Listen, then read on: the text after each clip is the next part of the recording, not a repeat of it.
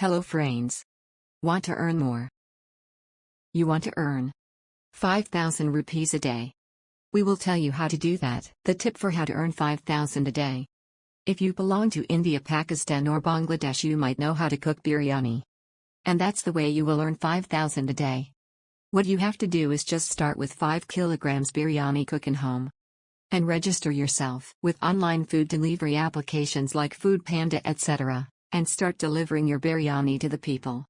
Your 5 kilograms will cost you hardly 4,000 Rs. And it will almost 100 plates. If you sell 100 plates daily with price of 100 Rs, it will be 10,000. And after cutting your all the expenses, it will still give you 5,000 rupees saving a day. I hope this video will help you out. And if you think that was informative, then give a thumbs up to the video. And do subscribe my channel, share my video.